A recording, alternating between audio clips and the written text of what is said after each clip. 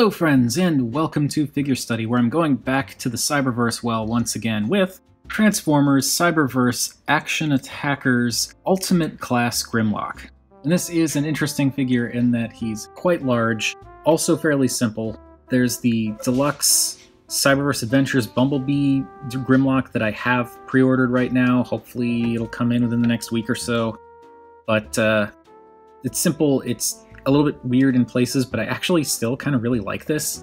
For starters, it's Grimlock, you know, it's a T-Rex. The gripe that I have with the T-Rex mode more than anything is the fact that his hips are extremely far out. If these could just come in a little bit more, I'd be more into it. But I mean, the way the transformation works, you know, the simplicity, working around the gimmick, all that stuff, I understand why they have to be like that, but it would be nicer if they kind of tucked in a little bit closer to the body in the dinosaur mode at least, so that they didn't stick out quite so far. There is a decent amount of paint in the dino mode, like the red and black here for the missile pods, and the blue for the eyes, the yellow for the teeth, which I definitely appreciate that they painted the teeth. There's some more details around here, which is all for the robot mode, which we'll see a little bit later. And yeah, it's, you know, it gets the job done. I feel like I kind of want to go in here and do a little bit more painting myself, but for what it is, I think it's totally fine. It's just a little bit wide around here, how everything comes together. But again, it's not a huge problem. I also appreciate the fact that they gave him the proper number of fingers. I know it's G1 accurate to give him the 3 fingers. I figured that out, but it's just he's a robot T-Rex. He should have 2 fingers. But, you know, it's a robot T-Rex, so I understand. It's fine. As for the T-Rex specific detailing, it's mostly the upper body here. And so we can see that that head is very nicely done. And I know that Cyberverse Grimlock's look is definitely different than the classic Grimlock look, but it still looks like Grimlock to me. It's just a little bit more angular, a little bit sleeker, a little bit more stylized. The jaw's interesting, it's got an interesting shape, how it kind of goes up and in, rather than being like a straight line. But again, I think that more comes with the whole style that they're going for. And he's got his little tongue and potentially fire-breathing thing in there. I like that they also put the little ribbed neck detail there. There's some nice molded details all throughout here. The blue for the eyes is nice, but there's not enough contrast between the gray plastic to really have them pop out, which is okay. Like, you can still see them, but I feel like they'd stand out even more if the area in there was painted black and then there was the blue.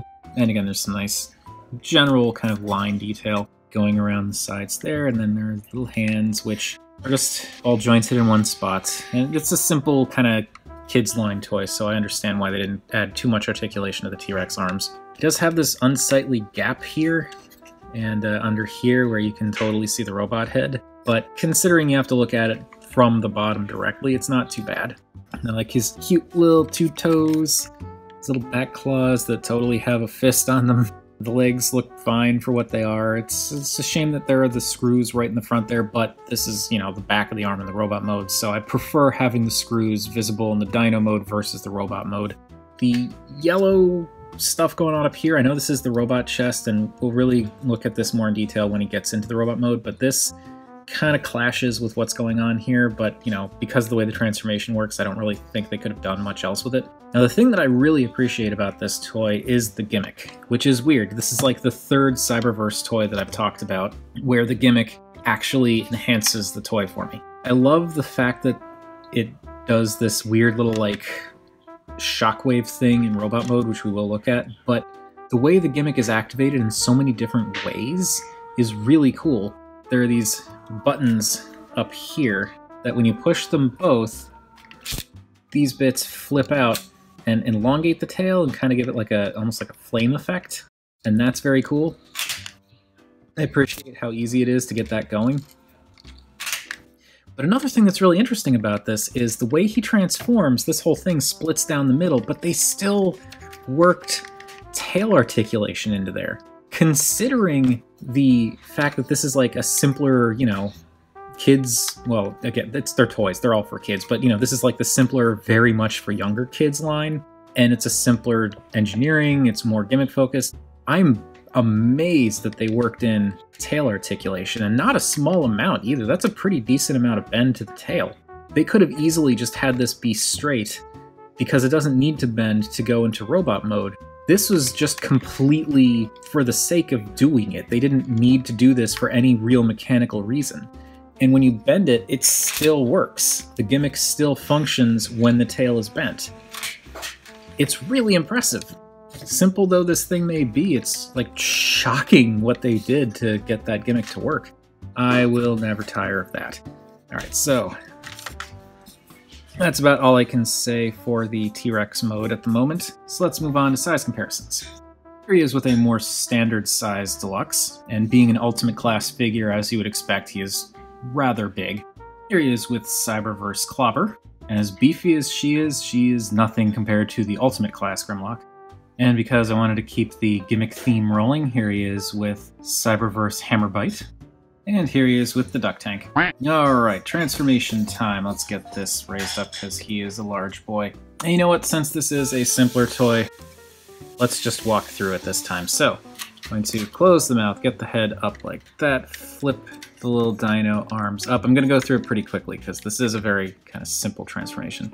So now we want to pry this section off the back here. So just pop that up and you can see where it tabs in there. And now we can split this whole back section here. And this pegs in quite securely. Okay, so with that split, this is where it gets a little tricky because we kind of have to finesse it a little bit. But with that split, you can bring the leg down a little bit. Oh, actually, before we do that, I want to disengage the tail from back here. So pop that up.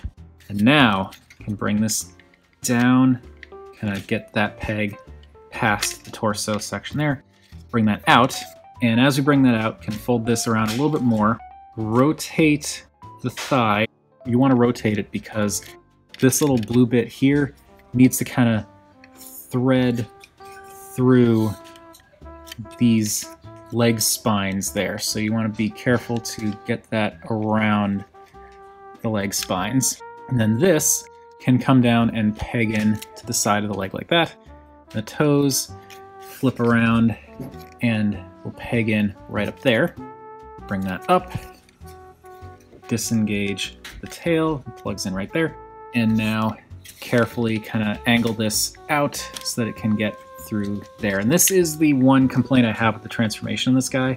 This is supposed to be a kid's toy, and getting that stuff in place and out of place is surprisingly tricky. But anyway, you want to rotate, bring this down, and we can just bring this down and peg it in right in here. Since we're here already, flip the toe around, peg that in, and now bring it up, and this will go around that little leg spike. I've tried doing it like to the side, and there's not enough room. This comes out so much that it bangs into there. So you really do want it to be lined up like this so that it can get around that little hip spike. Now, work this hinge so that you can disconnect that. That just clips in, pops out, and this will tab in to the midsection here. So bring that up on the hinge and plug it in. So now you want to leave the arms like this, or legs, because they're cut in such a way that these panels can go around them without too much trouble. So you do that, because if you bring them down like this, they're going to whack into it. So bring it down like that, swing this around, and we can angle the little dino arms in, flip the rear heels and front toes down, rotate the bicep, what is now the bicep, bring that down, and here too, bring that down, rotate, and flip those out or forward. So now he's got some proper arms, and then swing this whole thing back like this, and the underside of the chin will plug into his butt. And there we have Cyberverse Ultimate Class Grimlock in his robot mode. And this is actually really cool. The transformation's just a little bit fiddly in getting the legs and the torso to peg together and unpeg, but other than that, it's a very simple and satisfying and chunky transformation. There's a lot of interesting things going on. I do have some minor gripes with how it ends up looking. Mostly, he's got the bicep curls. He doesn't have any, like he can only do this, and he doesn't have any fist rotation because of the way this works. And that's a shame. I do really wish that he could have gotten some proper elbows, but again, simpler kids line, it's fine for what it is. And he looks very imposing. The only gripe with the silhouette, like the actual structure of the robot mode that I have, are these pods on the sides of the legs there. Those tail flaps are a bit of an eyesore. They sort of get in the way of getting the arms to sit more relaxed against the body. Not a deal breaker, but it is kind of like, If they swung around to the back, it would look cleaner, but then they would get in the way of the knee articulation. So I don't really know what else they could have done with it. And I don't think that they could have had this collapse any further and still do the gimmick. But other than that, I actually really like this look for Grimlock. He still has a very distinct Grimlock feel in terms of his build, his dinosaur legs becoming arms, his very broad, bulky chest. The head shape is very similar to the classic Grimlock look, which we will look at in a minute. Here, the colors work a lot better, because it's not just primarily gray with this weird, awkward splash of yellow and red and black on the back. Now, it's much more interestingly distributed with the gray arms, but then some black and red in the shoulders and some yellow in the fists. You've got all of this color going on in the legs here, with the yellow and the gray and the yellow and the blue and the red and all that. Some black kind of going in the midsection here. It's a very, very nice look. And there are some fun kind of little design tweaks that they did here. Like the shins are surprisingly evocative of a classic Grimlock, and just right in here, it's got kind of a similar feel and how he's got those weird kind of Jolly Rancher clear plastic bits going on kind of in this area. But I like the changes that they made. Like the fact that they gave him these kind of two-toed feet, which works along with the two T-Rex toes. It kind of mirrors that design element a little bit. I like that they gave him these little knee spikes and painted them yellow. That's nice. And even though they do kind of create potential issues with bending the knees, I actually really like the thigh spikes. The torso looks really good. I like the stripes that they've got going on here. There is some, I don't know if that's paint rub from me, or if that's just detail that was not done quite right when I first bought the figure. I don't remember if that was there originally, but I like the stripes, I like the silver in the center, I like this kind of layered, plated look. The Autobot logo on the chest, it bleeds a little bit into the yellow. I think bumping up the contrast or maybe giving it a white border would have worked, but it's fine. I also like that they brought those little kind of jagged bits from the thighs down into the lower parts of the abdomen. I love also these little kind of design element jaggedy lines going in on the shoulders. It even has the telltale Grimlock shoulder circles. They're not colored, but they're there. Big thumping fists with some nice detail in the forearm, which it just has that, unfortunate bicep curler arm, which it can kind of work around. And of course, he has the relatively classic Grimlock backpack, though the distribution is a little bit different.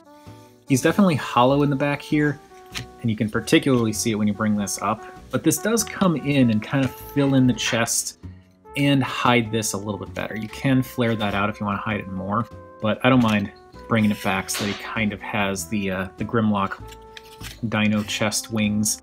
As for the face, that is a very stylized and very cartoony, but still classically Grimlock face. It's got it's slightly more exaggerated, but that is a very similar to G1 Grimlock shape for the face. It's kind of interesting how he's got the faceplate with the teeth on it, which I think, that's not G1 cartoon accurate, but I have seen depictions of Grimlock where his faceplate has teeth on it. I like the detail in the neck there, which is kind of hard to see, but there is some nice molding.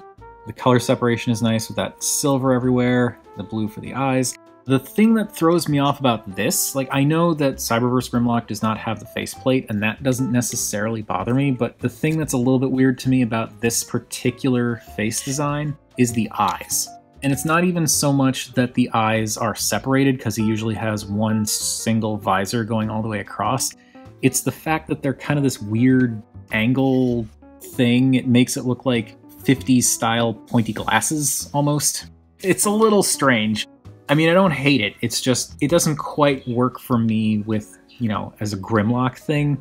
But when you look at the figure as a whole, you don't really notice the eyes are slightly off in that regard. So it's fine. It's one of the smallest details that I could be griping about not being Grimlock enough, because the rest of this figure is super duper Grimlock. Now let's talk about that gimmick. Get the arms out of the way here. So, the gimmick still works. It still works, the tail still does its thing. Now, the button that you were pressing is up here, and it doesn't function anymore because the bit that it would push against is now not connected anymore. But now the gimmick is tied to this inner heel piece here.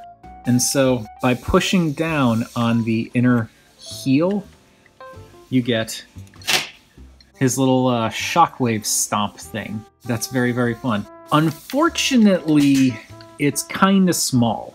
The effect is cool. I think it's really neat, and I like how you can bring the foot down, and it looks like, with the right posing, he's putting out some kind of like big shockwave stompy thing. Like he's just stomping down and creating the shockwave. But the shockwave effect is kind of disappointingly small, especially considering how big the tail chunks on his legs are.